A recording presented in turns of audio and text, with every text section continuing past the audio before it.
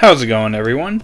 This is Mitchell Mander here, and welcome to another review of Pokemon Journeys. Today we're going to be covering episode 47, which involves Ash and Go entering an eating contest in Vermilion City.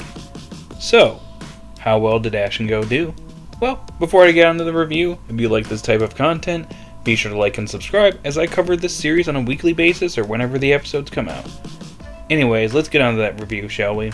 So I want to say really quickly before I get on to the review, I actually liked how the intro part of the episode got updated with Bee and Raihan being added below Leon for Ash's goal. So does that mean that Raihan is a rival to Ash now?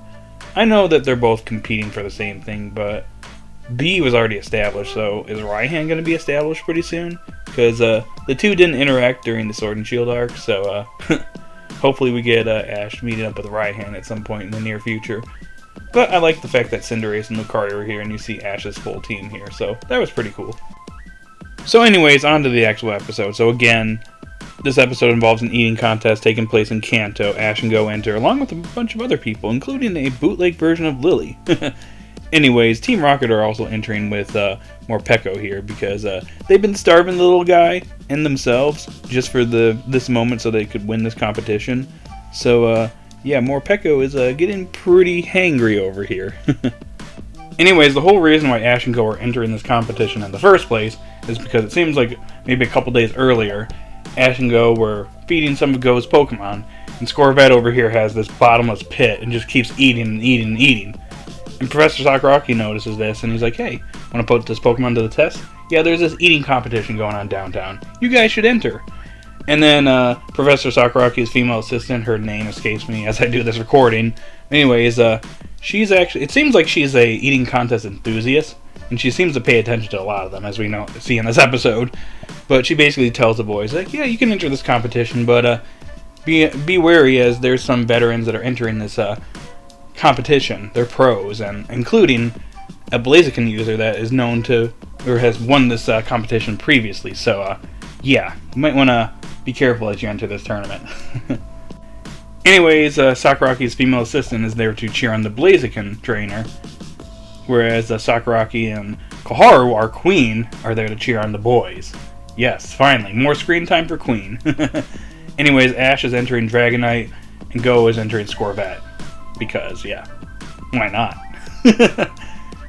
Ash, you could have brought your Snorlax, but then again, another person has a Snorlax in the competition, so probably can't have two Snorlax users. That'd probably be a little unfair.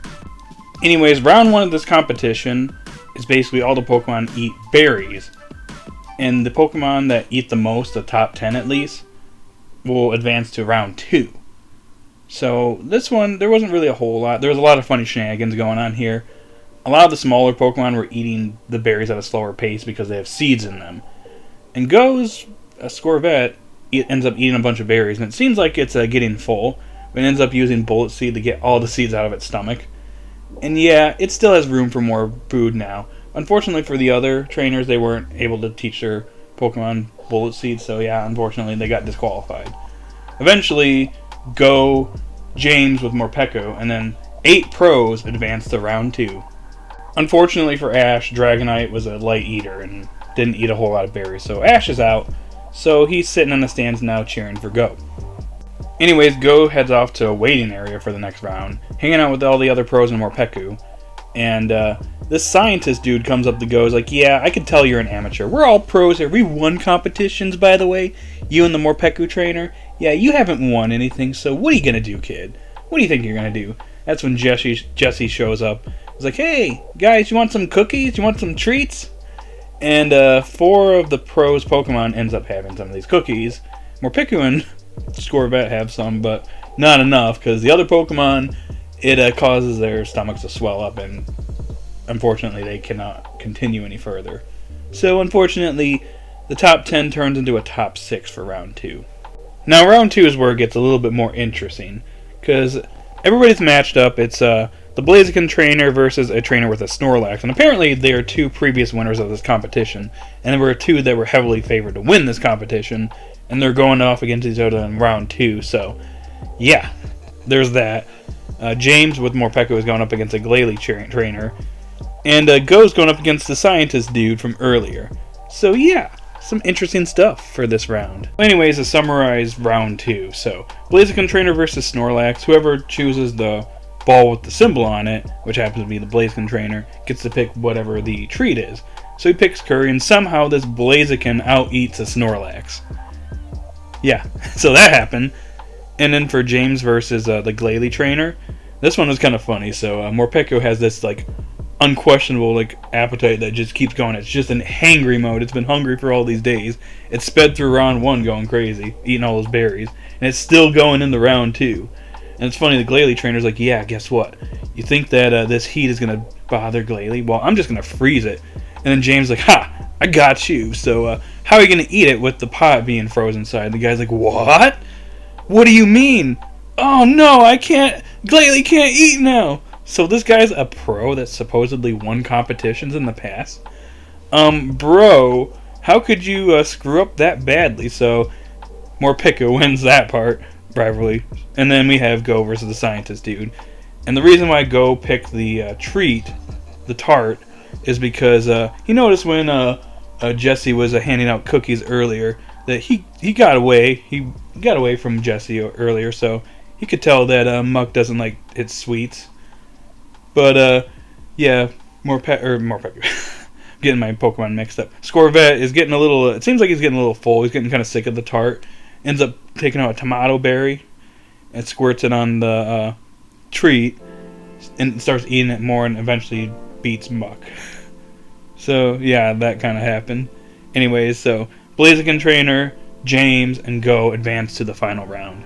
Okay, moving on to the last round. Basically, the Pokemon here, Blaziken, Morpeko, and Scorvet, have to eat a bunch of what it looks like Torchic cookies, something like that. So the last round is just eating a bunch of them until whoever eats the most. And this part was actually really funny. I actually got a good chuckle out of this. So Blaziken takes one look at these Torchic delicacies, and yeah, he ain't having any of that. He's like, yeah, I'm not eating these Pokemon because I evolved from Torchic, and yeah, I feel this feels wrong. So I'm peacing out, everyone. See you all. I don't know. I thought that part was hilarious. I laughed.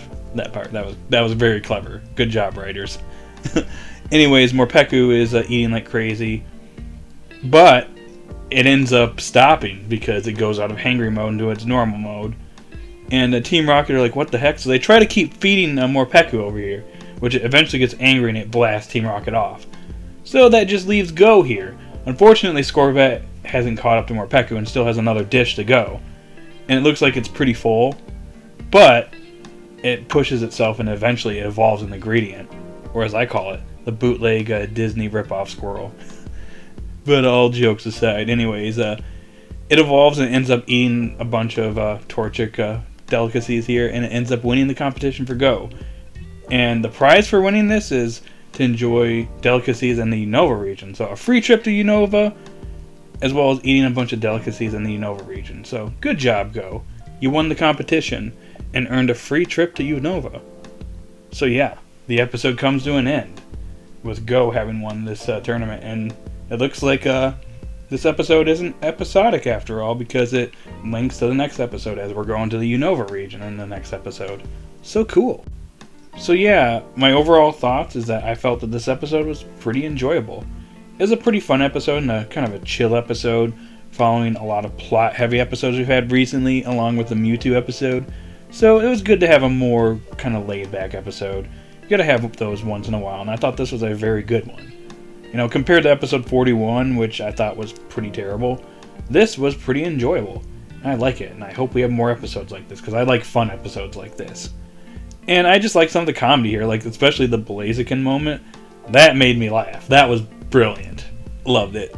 But I think the most important thing here that I liked is the fact that, you know, Go won this competition, and it links directly to the next episode, because Ash and Go are, you know, they won this, or Go won this tournament, and he's using it to go to Unova in the next episode.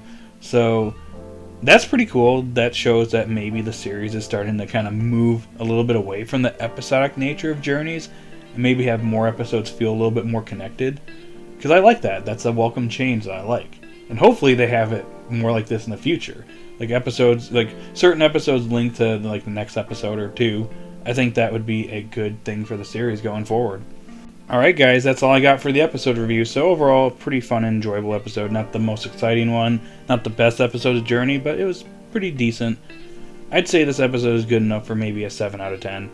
So guys out there in the comment section down below, what'd you think of this episode? Did you love it? Did you hate it? Post your thoughts in the comment section down below. Be sure to like and subscribe and hit that notification bell. And I'll talk to you all later.